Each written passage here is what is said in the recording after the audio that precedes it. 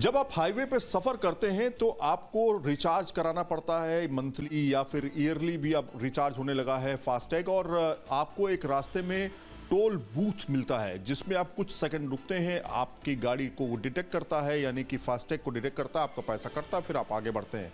इसमें भी कहीं ना कहीं थोड़ा समय लगता है। डिपेंड ये करता है कि उस गाड़ी में कोई दिक्कत तो नहीं है, या उसके फास्टैग में कोई दिक्कत तो नहीं है, या फिर वो जो मशीन जिससे पैसा कट रहा है, सेंसर, उसमें तो कोई दिक्कत नहीं है। अगर दिक्कत हुई तो फिर वहां पे आपको खड़ा रहना पड़ता है। ऐसी सिचुएशन में अब एक नई तकनीक आ रही है, सारे टोल बूथ को हटा दिया जाएगा। अब टोल बूथ नहीं रहेंगे। आने वाले समय में आपका पैसा जैसे ही आप पेड सड़क पर आएंगे, यानी पेड हाईवे पर या फिर एक्सप्रेस वे पर आएंगे, आपका पैसा ऑटोमेटिक तरीके से कट जाएगा। ये कैमरे ये लगे हुए हैं, जब भी आपका कार वहाँ से हाईवे से मूव करती है तो वो कैमरा जो है वो नंबर प्लेट डिटेक्ट करता है। और इंडिया में हमने एक और चीज़ इसमें इम्प्लीमेंट की है जो आपको पता है, फास्टैग। तो एक RFID भी है जो फास्टैग भी डिटेक्ट करेगा और नंबर प्लेट भी डिटेक्ट करेगा, और उनके कॉम्बिनेशन से जो बेस्ट होगा उससे वो डिसीजन लेगा कि कौन सी कार है। ये दिखा रहा है कि जैसे ही गाड़ी गई है तो ये बैक साइड से दिखा रहा है, बट इंडिया में इसको फ्रंट की तरह से हमको देखना पड़ेगा। तो फ्रंट वाला जो नंबर प्लेट है और जो विंडशील्ड पे एक फास्टैग लगा हुआ है, ये कैमरा डिटेक्ट करेगा। कैमरा और RFID रीडर के दोनों की हेल्प से ये डिटेक्शन होगा, और वहाँ से हमें पता चलेगा कि इस गाड़ी का ओनर कौन है, और उसके फास्टैग से वो बैलेंस डिटेक्ट हो जाएगा। वीडियो संजय शर्मा के साथ सईद आमिर हुसैन, दिल्ली। लाल किला ब्लास्ट और डॉक्टर मॉड्यूल के बाद 2.5 वॉरफ्रंट का खतरा है, जिसमें सबसे खतरनाक है आंतरिक सुरक्षा का पॉइंट वॉरफ्रंट, यानी 0.5 वॉरफ्रंट। और उसमें किस किस तरह की टेक्नोलॉजी को अब इन्हेंसमेंट किया जा रहा है वो हम आपको दिखाएंगे। मेटल डिटेक्टर गेट्स बेहद पुराने हैं, मेट्रो स्टेशन से लेकर के रेलवे स्टेशन तक आपने देखे होंगे, लेकिन यहाँ टेक्नोलॉजी एनहेंसमेंट किस तरीके से नज़र आती है वो आप देखिए। कि जहाँ पर मेरा माइक है, माइक का अर्थ है मेटल, मेरे पैरों में भी मेटल है जूतों के लिहाज से, और मेरे पास स्मार्ट वॉच भी है। तो यही वजह है कि मेरे शरीर के जिस जिस क्षेत्र में मेटल है, चाहे वो शरीर के अंदर हो या शरीर के बाहर हो, वही ऊपर नज़र आ रहा है। तो मेटल डोर की तुलना में, मेटल डिटेक्टर की तुलना में ये अत्याधुनिक टेक्नोलॉजी है, जिससे अब आने वाले वक्त में पब्लिक ट्रांसपोर्ट और जितने भी मेजर हब्स हैं वो लेस होने वाले हैं, ताकि किसी भी गार्ड को, सिक्योरिटी को, या फिर CSF की बात करें एयरपोर्ट्स के लिहाज से, दिल्ली मेट्रो के लिहाज से, उन्हें पता हो जाए कि कहाँ पर मेटल है और वहीं पर ही तलाशी ली जा सके। मेटल डिटेक्टर की बात करें तो हमारे पास अभी 43 टाइप्स के मेटल डिटेक्टर्स हैं। इसमें सिंगल जोन से स्टार्टिंग होती है, और मेरे पास जो हायर वर्जन है ये 60+ है। 60 जोन की बात करें तो यहाँ पे आप देख सकते हैं बहुत सारे जोन हैं। जोन से फ़ायदा क्या होता है, सुरक्षा इन्हेंसमेंट कैसे? हाँ सर, मैं बताती हूँ। जोन से फ़ायदा ये रहता है कि जैसे अगर हम 18 जोन में DFMD लेते हैं तो हमारे को ये टॉप टू बॉटम 18 टाइप्स के डिटेक्शन हमें बताता है। इसका फ़ायदा ये रहता है कि जिस पार्ट में बॉडी के, अगर लेफ़्ट पार्ट में, लेफ़्ट पॉकेट में किसी ने गन या नाइफ आपका हाइड किया हुआ है, तो पर्टिकुलर उसी लोकेशन का वो डिटेक्शन बताता है कि यहाँ पे आपका मेटल है। तो गार्ड को या किसी भी पर्सन को, अगर पुलिस को भी चेकिंग करनी है, तो पर्टिकुलर उसी की लोकेशन पे चेक किया जाता है। मैं सहयोगी राकेश सिंह रावत के साथ राहुल डबास, दिल्ली। इंडिगो की फ्लाइट कैंसिल होने से देश भर में हजारों यात्री फंस गए हैं, लेकिन रोहतक के एक पिता ने अपने बेटे की परीक्षा न छूटे, इसके लिए रात भर 800 किलोमीटर कार चलाकर उसे दिल्ली से इंदौर पहुंचाया। अब इंडिगो इस परेशानी के लिए पंघाल परिवार को 10,000 रुपये मुआवजा और 10,000 रुपये का ट्रैवल वाउचर देगा। उड़ान संकट के दौरान रद्द हुई इंदौर फ्लाइट पर अब यह मुआवजा कंपनी DGCA नियमों के मुताबिक देगी। Sachin बहरानी, news state, Uttar Pradesh, Uttarakhand. अब ट्रेन में सफ़र करने वाले यात्रियों को मिलेगा हेल्दी और रेस्टोरेंट जैसा खाना। जी हाँ, IRCTC द्वारा एक नई पहल शुरू की गई है। दरअसल ट्रेन में जो यात्री सफ़र करते हैं उनको अच्छा खाना मिले, बेहतर सुविधा मिले, इसको लेकर फोकस किया गया है और नया कॉन्सेप्ट शुरू किया गया है। जितने बड़े नामी कैटर्स हैं उनकी किचन को अब ट्रेन के अंदर लाया जाएगा, यहाँ तक कि फ्लाइट कैटर्स को भी जोड़ा जाएगा, ताकि जो सफ़र करने वाले यात्री हैं, ट्रेन में लंबी दूरी की यात्रा तय करते हैं, उनको जो खाना मिले वो हेल्दी मिले, साथ ही अच्छा खाना उनको मिले, क्वालिटी अच्छी मिले, तो इस पर फोकस किया गया है, जो कि यात्रियों के लिए बेहद अच्छा रहने वाला है। वीडियो जर्नलिस्ट विकास झा के साथ हिमांशु शर्मा, न्यूज स्टेट, उत्तर प्रदेश, उत्तराखंड। क्या आपका पैसा अनअकाउंटेड आज भी कहीं किसी बैंक में या किसी फाइनेंशियल इंस्टीट्यूशन में जमा है और लंबा समय बीत चुका है, तो आप अपना हक नहीं मारिए, क्योंकि प्रधानमंत्री नरेंद्र मोदी ने भी अपील की है।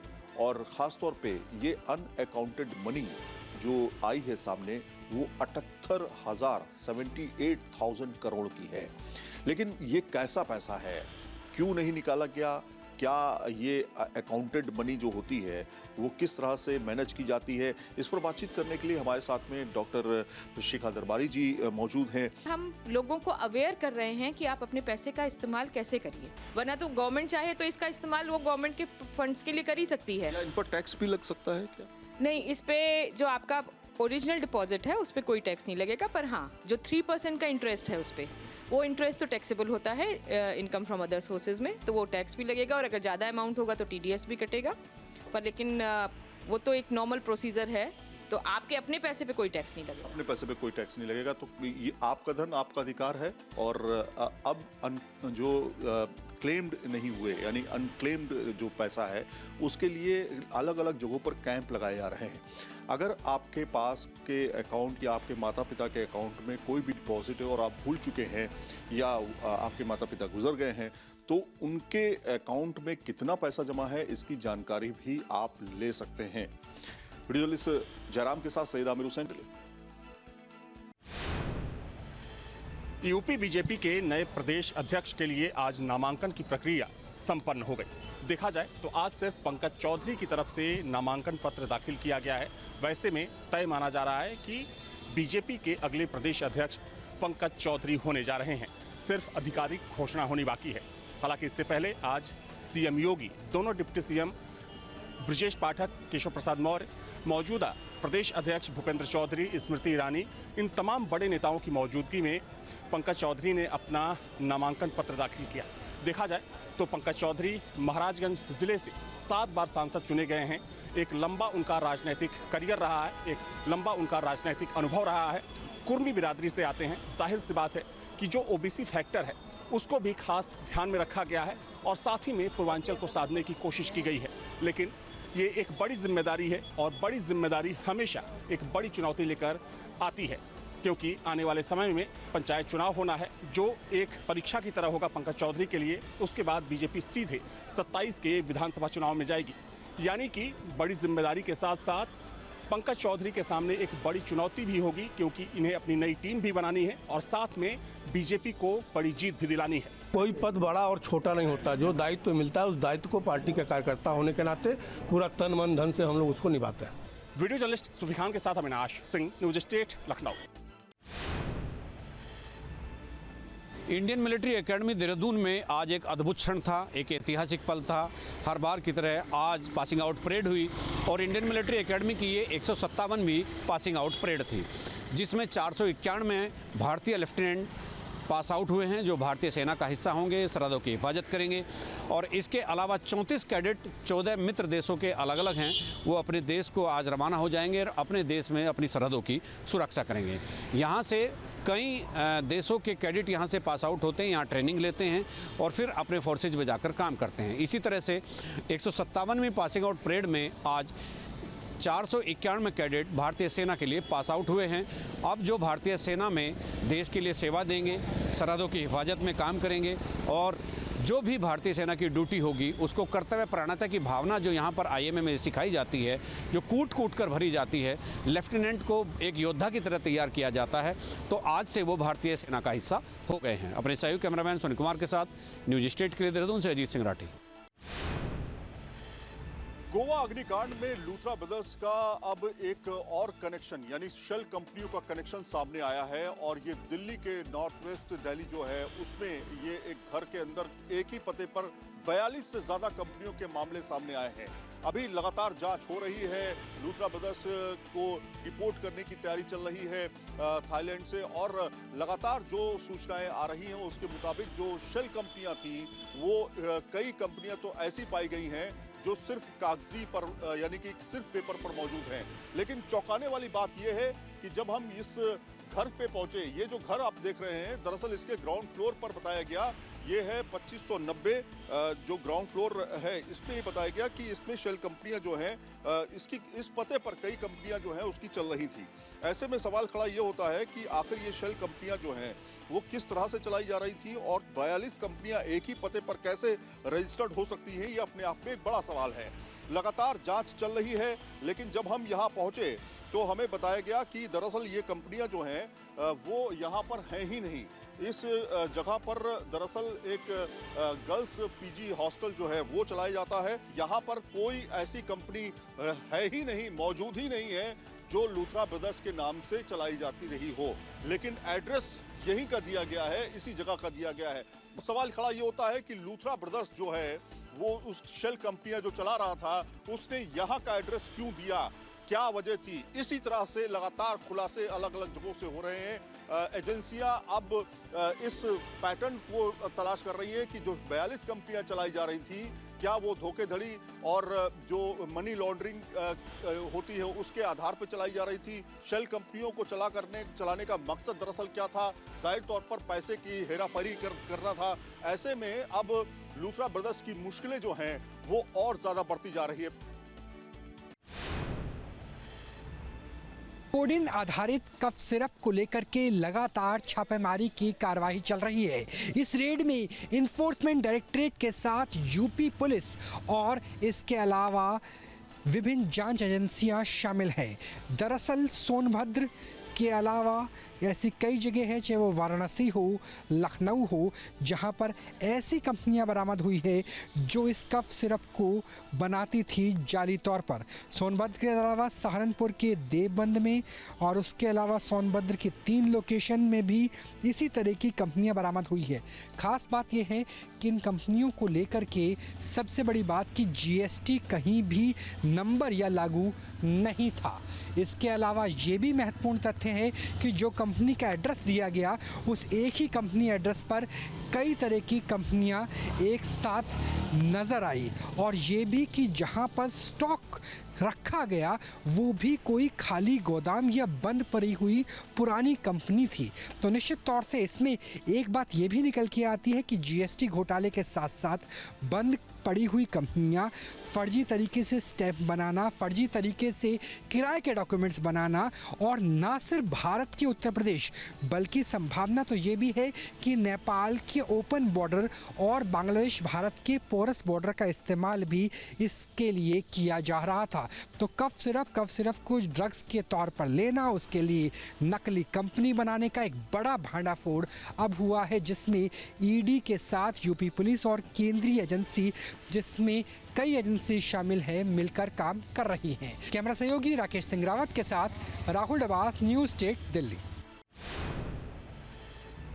अगर आप खाने के शौकीन हैं तो ये खबर आपका विश्वास डगमगा सकती है, क्योंकि हाल के दिनों में फूड डिपार्टमेंट के द्वारा कई अलग अलग संस्थानों से सैंपल लिए गए थे और वो सैंपल फेल आए हैं। सैंपल फेल आने पर 21 फर्म के ऊपर जिला प्रशासन द्वारा 49 लाख रुपए का जुर्माना लगाया। जो सैंपल फेल आए उनमें कई नामी रेस्टोरेंट हैं जिनमें खाने की क्वालिटी ख़राब निकली, चटनी ख़राब निकली, इसके अलावा पनीर, दूध, घी जैसे तमाम जो आइटम हैं, चाहे मिठाई में बात कर लें, कलाकंद की बात करें, बूंदी वाले लड्डू की बात करें, तो ऐसे तमाम आइटम जो रोज़मर्रा की ज़िंदगी में आप लोग बाहर खाने में खाते हैं, तो ऐसे तमाम खाद्य पदार्थों के जो सैंपल हैं वो फेल आने से कहीं ना कहीं आम लोगों की जो परेशानी है वो और ज़्यादा बढ़ती हुई नज़र आ रही है। ऐसे मिलावटखोरों पर फिलहाल जो जुर्माने की कार्रवाई है वो तो की गई है, लेकिन लगातार खाद्य पदार्थों में जिन संस्थानों के मिलावट देखी जा रही है उन पर प्रभावी कार्रवाई भी आने वाले दिनों में हो सकती है। इस तरीके के संकेत जिला प्रशासन की तरफ से दिए जा रहे हैं। अगर खाद्य डिपार्टमेंट की बात की जाए तो उनका कहना है कि लगातार इसी तरीके से सैंपल भरने का और जुर्माने की कार्रवाई पिछले काफ़ी दिनों से लगातार जारी है। और सबसे ज़्यादा अगर नमूने फेल होने की बात की जाए तो पनीर के नमूने सबसे ज़्यादा है फिलहाल पिछले कुछ दिनों।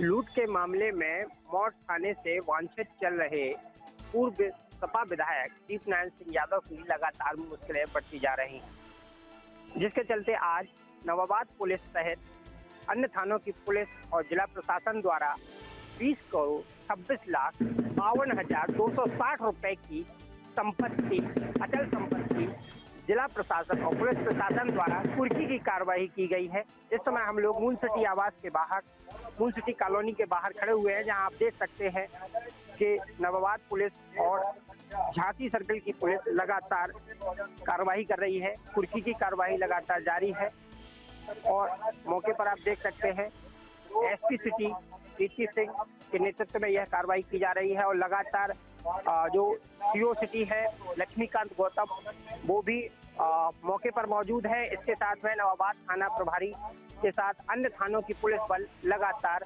कुर्की की कार्रवाई की जा रही है। बताया गया है कि मोड़ थाने में प्रेम पालीवाल द्वारा एक मामला दर्ज कराया गया था, जिसमें पूर्व विधायक के ऊपर गंभीर आरोप लगाए गए थे, जिसमें वह लगातार वांछित चल रहे थे और वांछित होने की वजह से जिला प्रशासन और पुलिस प्रशासन द्वारा आज उनकी लगभग 20 करोड़ से अधिक की संपत्ति को कुर्क किया है। सहयोगी कैमरामैन के साथ रवि पहिया, न्यूज़ स्टेट झांसी। बिजनौर के किसानों की फसलें बंदरें खराब कर रहे थे और बंदरों के आतंक इतना था कि लोग इनको भगाते तो ये भागते नहीं थे। अब बिजनौर के किसानों ने एक ऐसा अनोखा तरीका निकाला है जिससे बंदर इनके खेतों के पास भी नहीं आ रहे हैं और इनकी फसलें बर्बाद होने से बचने लगी हैं। मेरे साथ भालू की ड्रेस पहने गांव के ही कुछ लोग हैं। आइए इनसे जानते हैं कि इन्हें इंसान से भालू क्यों बनना पड़ा और अब बंदर कैसे व्यवहार इनके साथ कर रहे हैं। जी, क्या नाम है आपका? जी, मेरा नाम एकांत है। एकांत जी, आपने भालू की ड्रेस पहन रखी है, क्यों पहन रखी है? जी, बंदरों से परेशान हो गए थे। खेतों में जब जामे थे तो काटने दौड़े थे और घर पर जो महिलाएं थी उनके हाथों में से रोटी आटा ये सब छीन के लेके जाने लगे थे, तो हम परेशान हो गए। अब परेशान हो गए तो हमने बहुत सी जो बंदर पकड़ने वाले हैं उनसे भी बात की, पर उन्होंने बहुत ज़्यादा चार्ज बताया। पर हमने बेहद सस्ता सा अपने गांव में से चंदा इकट्ठा करा और इकट्ठा करने के बाद हमने भालू की ड्रेस मंगाई। अब भालू की ड्रेस हम जैसे ही पहनते हैं बंदर 100 मीटर दूर हमें देख के आगे आगे हो जाते हैं। अब जब बंद हो जाते हैं तो हमें थोड़ी राहत है। बंदर अब कई कई दिन में आते हैं जब भी हम भालू की ड्रेस पहनते हैं और बंदर को खदेड़ देते हैं। ये तरीका कहाँ से निकाला कि भालू जो है बंदरों के पास नहीं आया? ये आपको किसने बताया? जी, ये सोशल मीडिया के थ्रू आया। हम एक दिन ऐसी रामायण देख रहे थे तो जो जामन जी है हमारे, उनके साथ बानर सेना रहती थी तो उनसे बानर सेना भी डरती थी। तो उसी जब हमने वहाँ से तरकीब निकाली कि लंगूर के तो आज के टाइम में पकड़ के कान छेद देते हैं बंदर, तो हमने मगा जो हम हाथों भी ना आए और हमें देख के ही हमारे भेष से डर जाए, तो हमने भालू की ड्रेस अपनाई। नोएडा इंटरनेशनल एयरपोर्ट के पास अवैध निर्माण करने वालों के खिलाफ यमुना प्राधिकरण की तरफ से प्रभावी कार्रवाई की गई है। दरअसल दूसरे चरण के लिए एयरपोर्ट की जो ज़मीन अधिग्रहण होनी है उस ज़मीन में अधिक मुआवजा पाने के लिए कई गांवों के लोग लगातार अवैध निर्माण कर रहे हैं और पुनर्वास नीति के तहत मिलने वाले लाभ को बढ़ाने के लिए इस तरीके के निर्माण की शिकायत पिछले काफ़ी दिनों से मिल रही थी, जिसके बाद जिला प्रशासन के लेखपाल के द्वारा रबुपुरा थाने में 28 लोगों के खिलाफ FIR दर्ज कराई गई है। साथ ही इन सबको नोटिस भी दिया गया है।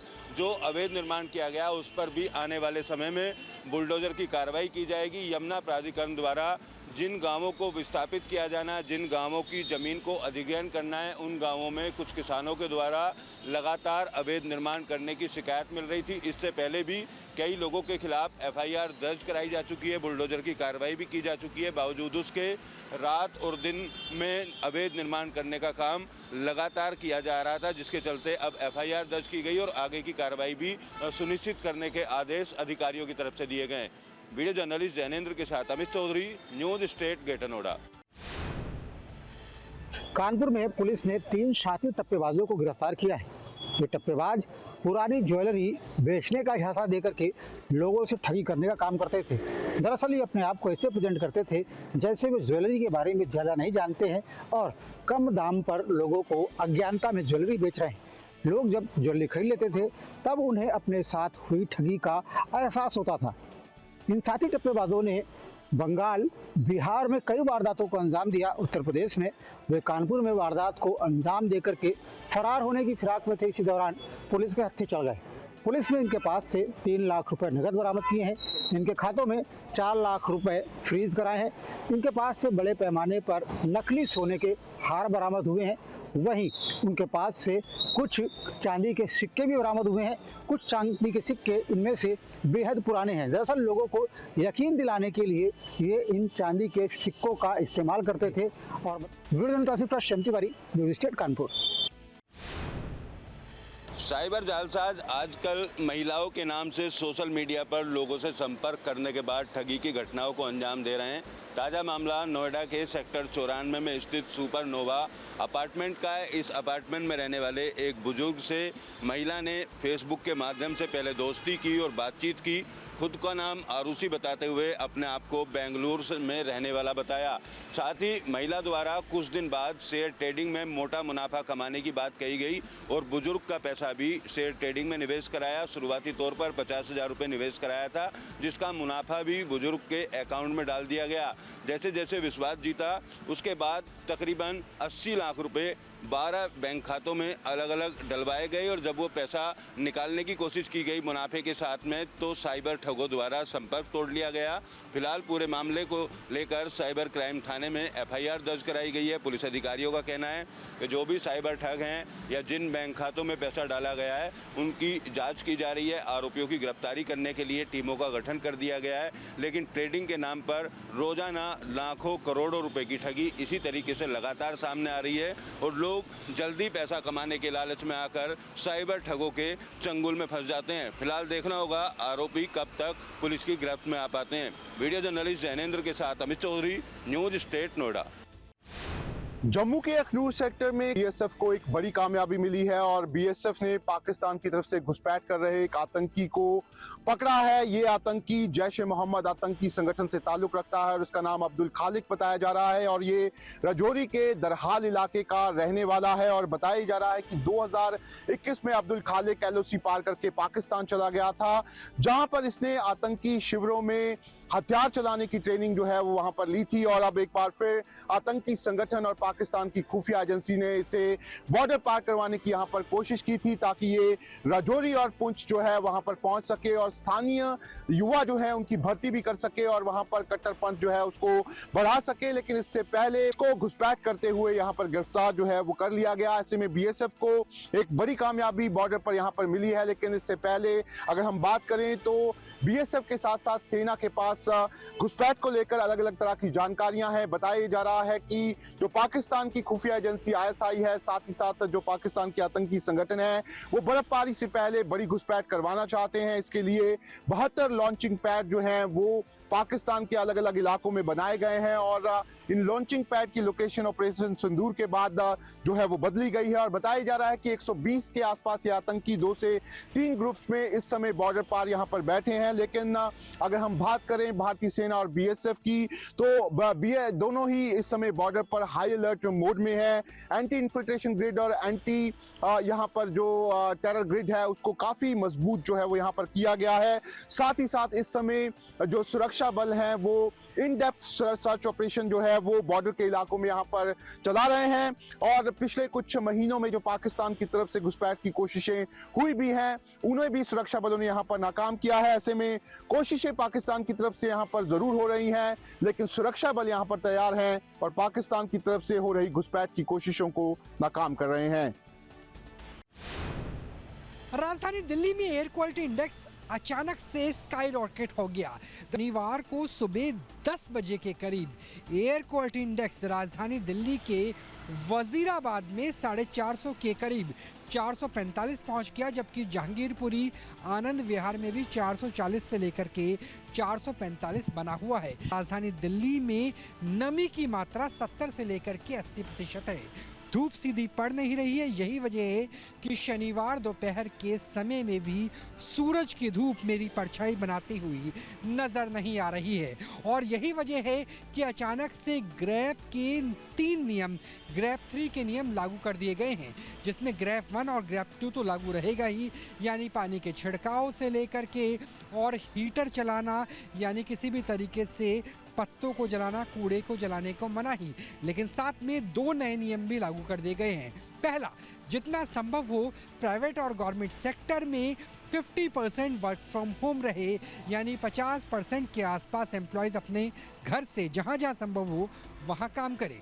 और दूसरा, अगर आपके पास डीजल गाड़ी है और भारत 3 या उससे पुरानी है तो आप दिल्ली की सड़कों पे नहीं चला सकते हैं। अगर आपके पास पेट्रोल गाड़ी है, भारत 4 या उससे पुरानी है, तो उसे भी नहीं चला सकते हैं। यानी भारत 6 के लेवल की गाड़ी आपके पास होगी जिसमें पॉल्यूशन की जो तय सीमा है वो भारत 6 की हो और वो दिल्ली से बाहर के नंबर प्लेट है, तभी दिल्ली एनसीआर के अंदर अपनी गाड़ी को लेकर आइए, वरना भारी भरकम चालान से आपको 2-4 होना पड़ेगा। कैमरा सहयोगी प्रेम शंकर के साथ Rahul Dabas, news state, Delhi. Download our News Nation app